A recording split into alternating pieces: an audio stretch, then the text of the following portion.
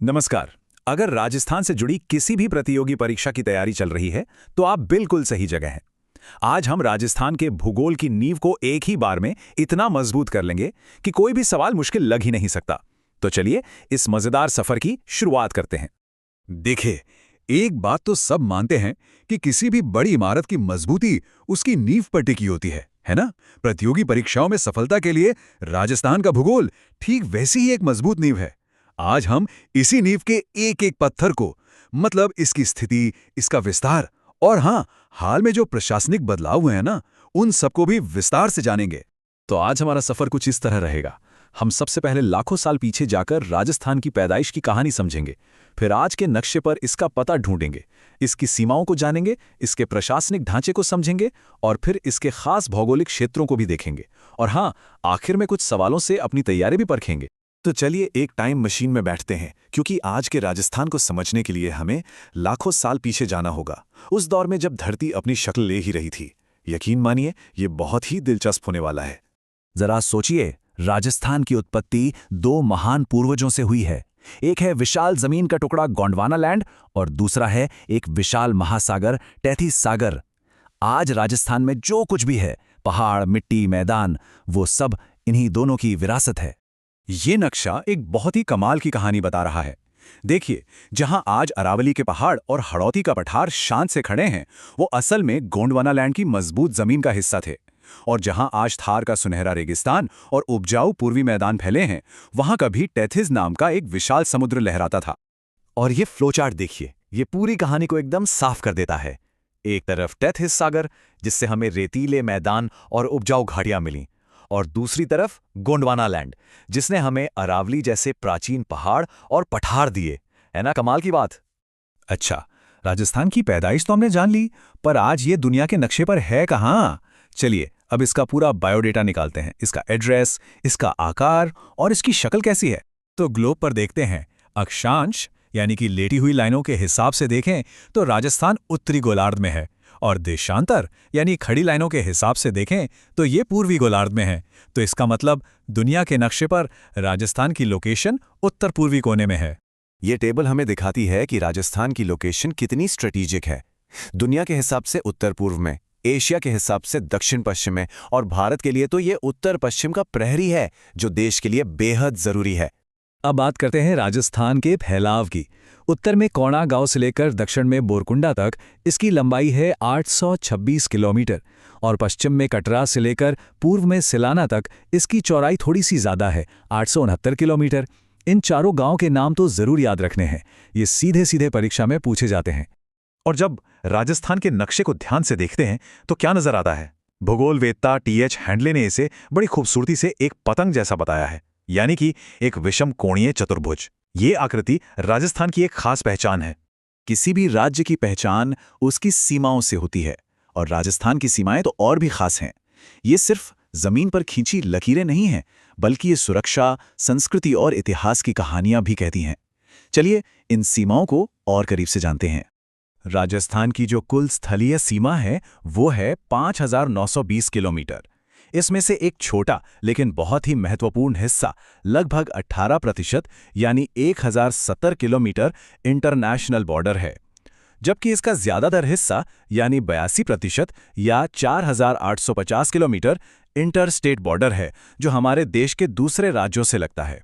राजस्थान की अंतर्राष्ट्रीय सीमा का नाम है रेड क्लिफ रेखा, जिसे 17 अगस्त 1947 को तय किया गया था।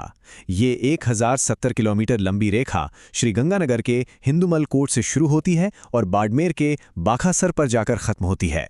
ये दोनों जगह हैं और ये तारीख परीक्षा के लिए बहुत महत्वपूर्ण है। अच्छा, अब यहाँ पर बहुत ध्यान देने की ज़रूरत है। ये एकदम लेटेस्ट, बिल्कुल ताज़ा जानकारी है।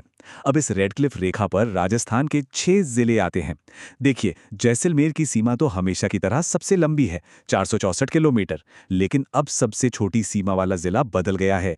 ये है नया जिला फलोदी। तो इस अपडेट पर एक स्टार मार्क लगा लीजिए अपनी नोटबुक में, ये बहुत ज़रूरी है। अब बात करते हैं राजस्थान के पड़ोसियों की। राजस्थान की सीमाएं 5 भारतीय राज्यों को छूती हैं। सबसे लंबा साथ ये मध्य प्रदेश के साथ निभाता है, पूरे 1600 किलोमीटर का, और सबसे छोटा पर महत्वपूर्ण साथ है पंजाब के साथ, सिर्फ 89 किलोमीटर का। अगर ये जानकारी काम की लग रही है तो एक छोटा सा काम और कर लीजिए, चैनल को सब्सक्राइब कर लें ताकि कोई भी ज़रूरी अपडेट छूट ना जाए। और हाँ, इस सत्र के सारे नोट्स हमारे टेलीग्राम चैनल पर मिल जाएंगे, तो उससे भी ज़रूर जुड़ें। अब हम उस हिस्से पर आ गए हैं जो पिछले कुछ समय से सबसे ज़्यादा चर्चा में रहा है, राजस्थान का प्रशासनिक ढांचा। यहाँ हाल में कई बड़े बदलाव हुए हैं, तो हर जानकारी पर खास ध्यान देना होगा। तो आज की तारीख में ऑफिशियल स्थिति क्या है? राजस्थान की राजधानी जयपुर है और राज्य में कुल 41 जिले और 7 संभाग हैं। इन आंकड़ों को अच्छी तरह से याद कर लीजिए क्योंकि ये बिल्कुल नए और आधिकारिक हैं। अब मन में ये सवाल जरूर आ रहा होगा कि ये 41 का आंकड़ा आया कहां से? तो हुआ कुछ यूं कि हाल ही में सरकार ने एक रिव्यू किया और कुछ नए प्रस्तावित जिलों और 3 नए संभागों पाली, बांसवाड़ा और सीकर के गठन को रद्द कर दिया। तो बस इसीलिए जो आज की ऑफिशियल गिनती है वो है 41 जिले और 7 संभाग। संभागों की कहानी भी काफी दिलचस्प है। 1949 में 5 के साथ शुरुआत हुई, फिर बीच में कुछ समय के लिए ये व्यवस्था बंद हो गई। 1987 में 6 संभागों के साथ इसकी वापसी हुई। 2005 में भरतपुर 7वां सदस्य बना और अब 2024 में कुछ उतार चढ़ाव के बाद हम फिर से 7 संभागों पर ही हैं। चलिए अब प्रशासनिक सीमाओं से आगे बढ़कर राजस्थान के उन सांस्कृतिक और भौगोलिक क्षेत्रों की बात करते हैं जहां से अक्सर एडवांस लेवल के सवाल बनते हैं। ये नाम असल में राजस्थान की आत्मा है। अब इन 2 नामों पर खास ध्यान दीजिए, वागड़ और बांगड़। सुनने में एक जैसे लगते हैं लेकिन हैं बिल्कुल अलग। वागड़ मतलब दक्षिण का वो हिस्सा जहां बारिश अच्छी होती है, और बांगड़ मतलब पुरानी थोड़ी बंजर मिट्टी का क्षेत्र। व से वर्षा, ब से बंजर। बस ऐसे याद रखेंगे तो कभी नहीं भूलेंगे। इसी तरह मरु का मतलब है मरुस्थल जो हमें थैथिस सागर से मिला है, और मेरु का मतलब है पर्वत, जैसे सुमेरु पर्वत होता है जो हमें गोंडवाना लैंड की विरासत में मिला है। ये सिर्फ नाम नहीं है, ये राजस्थान की पूरी भूवैज्ञानिक कहानी है। और कहानी यहीं खत्म नहीं होती।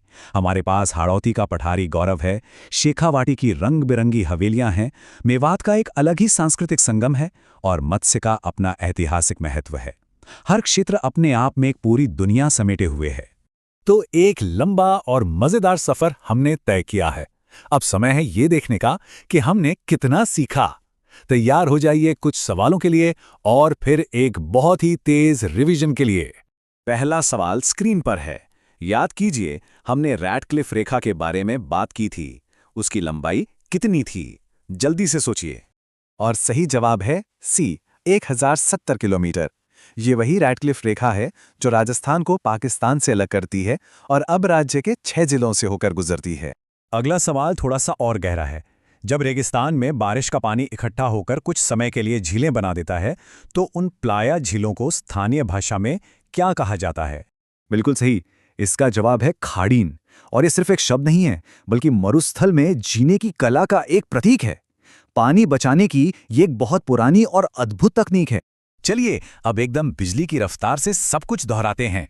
क्षेत्रफल 3,42,239, भारत का हिस्सा 10.41%, आकृति पतंग जैसी, लंबाई 826, चौड़ाई 869, रेडक्लिफ 1070, सबसे छोटा पड़ोसी पंजाब, सबसे बड़ा मध्य प्रदेश और सबसे नया आंकड़ा 41 जिले 7 संभाग। ये सारे तथ्य अब दिमाग में छप जाने चाहिए। तो हमेशा याद रखिए, भूगोल सिर्फ तथ्य और आंकड़े रटना नहीं है, ये राजस्थान की धरती और उसके लोगों की धड़कनों को महसूस करने जैसा है। ये एक जीती जागती कहानी है जो हर पल बदल रही है। उम्मीद है आज की इस चर्चा ने आपको इस कहानी से जुड़ने में मदद की होगी।